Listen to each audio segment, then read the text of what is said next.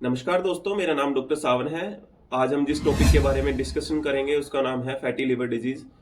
Fatty liver disease एक common सा term है। यूजुअली सभी फैमिलीज में कोई ना कोई फैटी लिवर डिजीज से ग्रसित हमें मिल जाता है।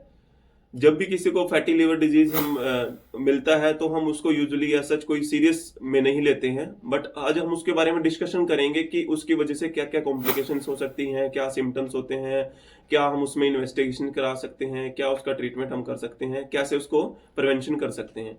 तो उसके ऊपर एक समराइज वीडियो हम बना रहे हैं। इसके ऊपर फैटी लिवर डिजीज क्या होता है, जब लीवर पर धीरे धीरे फैट जमा होना स्टार्ट हो जाता है तो उसको फैटी लिवर बोलते हैं। यूजुअली जब 5% से ज्यादा फैट जमा हो जाता है तो उसको फैटी लिवर डिजीज बोलते हैं। फैटी लिवर डिजीज भी दो प्रकार का हो सकता है।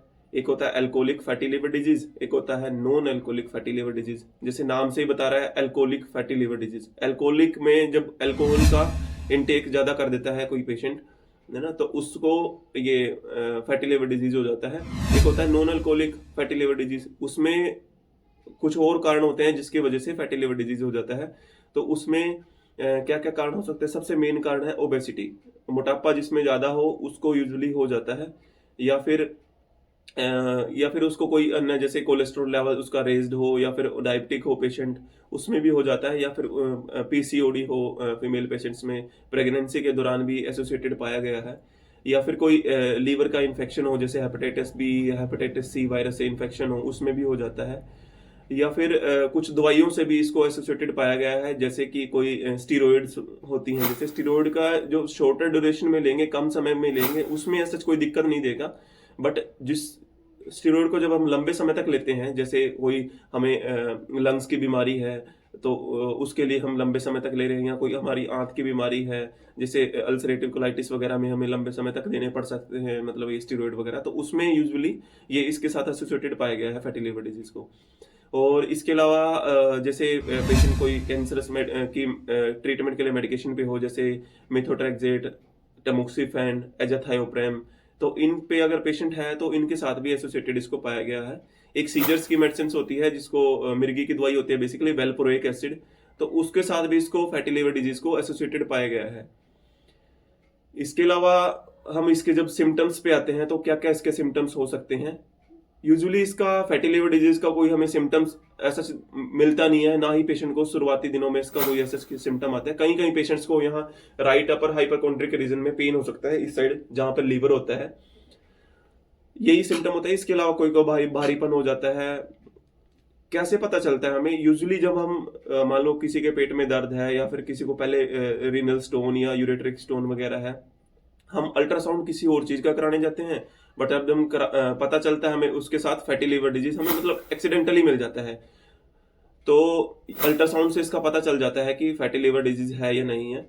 इसके अलावा क्या क्या इन्वेस्टिगेशन कर सकते हैं हम इसमें? एलएफटी कर सकते हैं। एलएफटी में हमें एसजीओटी, एसजीपीटी जो लेवल्स होते हैं लीवर के एंजाइम के, उनका पता लग सकता है। जीजीटी का लेवल पता चल जाता है, सीरम बिलिरुबिन का लेवल पता चल जाता है ना, कि कितना पे इसके लीवर में स्वेलिंग है या नहीं, इसका एक अंदाजा लग जाता है इससे।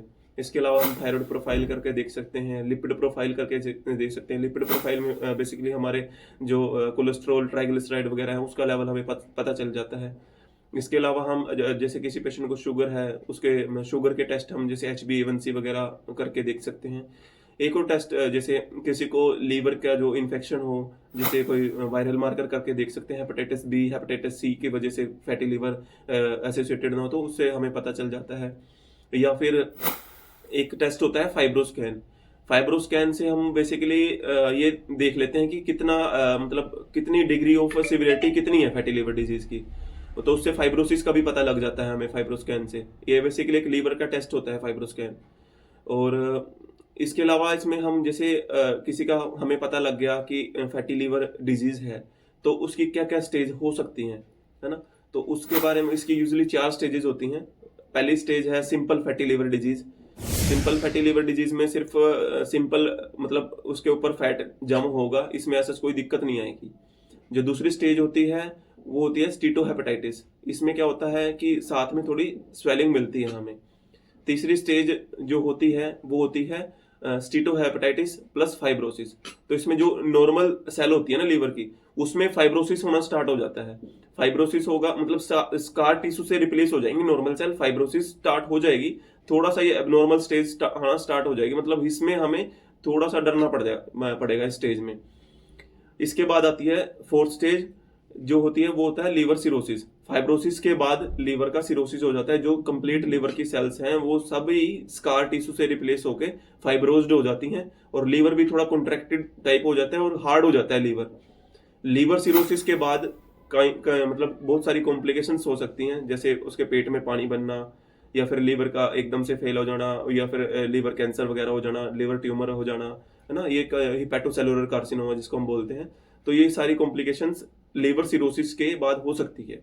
तो कहने का मतलब यही है कि एक नॉर्मल सा फैटी लीवर डिजीज किस लेवल तक जा सकता है ना। तो इसके हमें जब स्टार्टिंग में हमें फैटी लिवर डिजीज का पता चला, तो उसको हमें शुरुआती दिनों में उसकी प्रिवेंशन कर सकते हैं, उसका ट्रीटमेंट कर सकते हैं।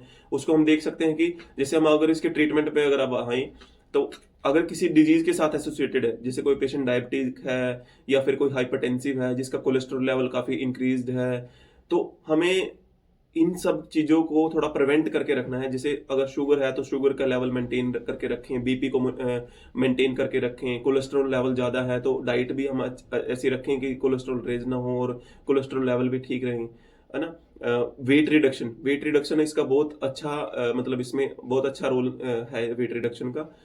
हमें यूजली अगर किसी को नॉर्मल फैटी लिवर डिजीज है तो हमें बॉडी का 5% वेट हमें कम करना चाहिए। अगर किसी को फैटी लिवर डिजीज मतलब थोड़ा सा हल्की स्वेलिंग के साथ साथ हल्की फाइब्रोसिस स्टार्ट हुई है, तो हमें बॉडी का 10% वेट रिडक्शन करना चाहिए, है ना, जिससे हमें फैटी लिवर डिजीज को हम रिवर्सल कर सकते हैं।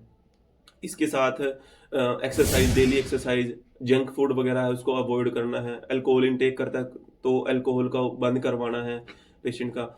इसके अलावा हमें डेली 25 से 30 मिनट ऐसी एक्सरसाइज करनी है जिससे मतलब जैसे साइकिलिंग्स होगी, स्विमिंग होगी, और ये सब डांसिंग होगी, ये एक्सरसाइज करनी है। इसके अलावा हम अगर मतलब मेडिकेशंस पे आए तो विटामिन ई का कैप्सूल हम 800 इंटरनेशनल यूनिट हम ले सकते हैं, 3 से 5 महीने तक हम ले सकते हैं।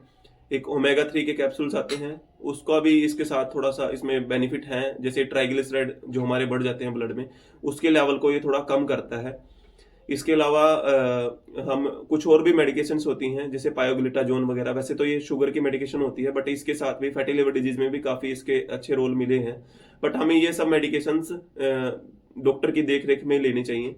जितना हम कर सकते हैं खुद से, वो वेट रिडक्शन, अगर कोई हमें कोमोर्बिडिटी है जैसे डायबिटीज, हाइपरटेंशन, इसको मेंटेन रखना, एक्सरसाइज करना, जंक फूड अवॉइड करना, अल्कोहल अवॉइड करना, तो इन सब चीजों से हम फैटी लिवर डिजीज से बच सकते हैं। फैटी लिवर डिजीज एक सीरियस कॉम्प्लिकेशन की तरफ जा सकती है, इसलिए हमें इस पे थोड़ा सा जल्दी इसके बारे में सोच के इसको प्रिवेंशन करना चाहिए। Thank you so much. अगर आपको वीडियो अच्छी लगी है तो हमारे चैनल डॉक्टर सावन खोकर को प्लीज सब्सक्राइब करिए। Thank you so much.